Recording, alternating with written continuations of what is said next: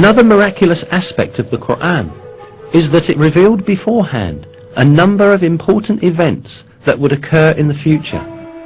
The 27th verse of Surat Al-Fath, for example, gave the believers glad tidings that they would conquer Mecca, which was then under the occupation of pagans.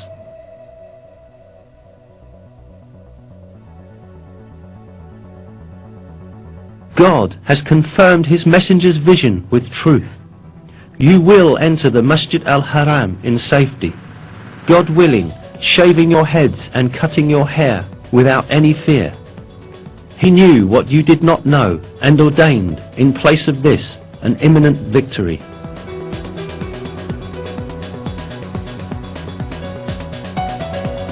In close consideration, the verse is seen to announce yet another victory that will take place before the victory of Mecca.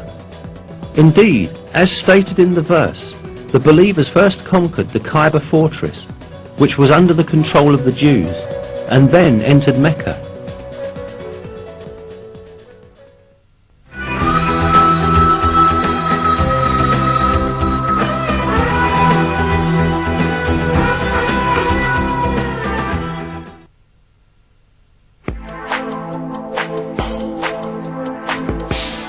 Another piece of news that the Quran gives about the future is found in the first verses of Surat Ar-Rum. In these verses, it is stated that the Byzantine Empire had met with a great defeat, but that it would soon gain victory. The Romans had been defeated in the land nearby, but after their defeat, they will themselves be victorious in a few years' time. The affair is God's from beginning to end.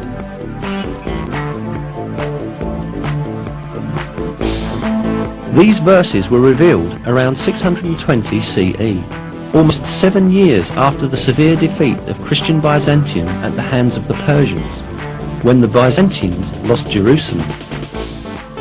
Yet it was related in the verses that Byzantium would shortly be victorious. In fact, Byzantium had then suffered such heavy losses that it seemed impossible for it even to maintain its existence, let alone be victorious again. Not only the Persians, but also Avars, Slavs and Lombards posed serious threats to the Byzantine Empire. The Avars had come as far as the walls of Constantinople. The Byzantine Emperor Heraclius had ordered the gold and silver in churches to be melted and turned into money in order to meet the expenses of the army. Many governors had revolted against Emperor Heraclius, and the empire was on the point of collapse. Mesopotamia, Cilicia, Syria, Palestine, Egypt, and Armenia, which earlier belonged to Byzantium, were invaded by the idolater Persians. In short, everyone was expecting the Byzantine Empire to be destroyed.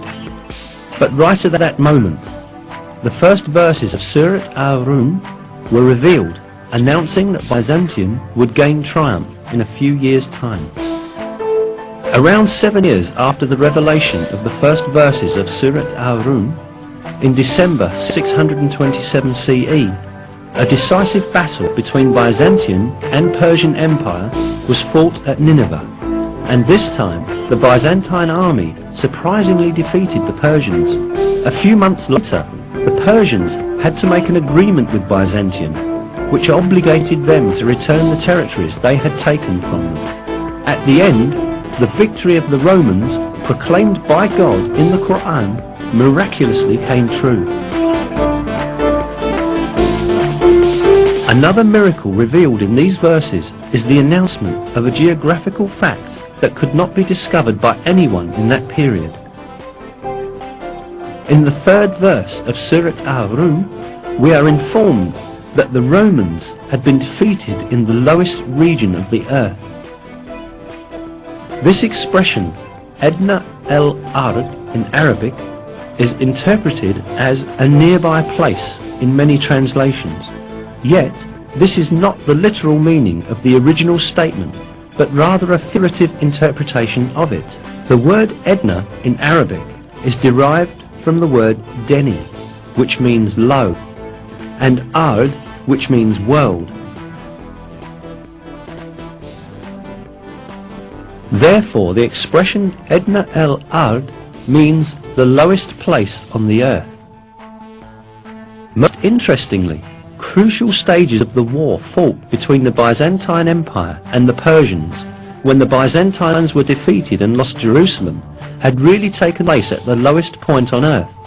This specified region is the basin of the Dead Sea, which is situated at the intersection point of the lands belonging to Syria, Palestine and Jordan.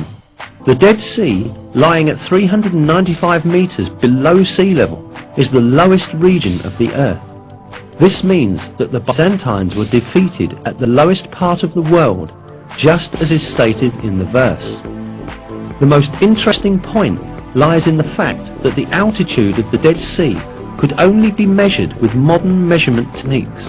Before that, it was impossible for anyone to know that it was the lowest region on the surface of the earth. Yet, this region was stated to be the lowest point on the earth in the Quran. Hence, this provides another evidence that the Quran is divine revelation.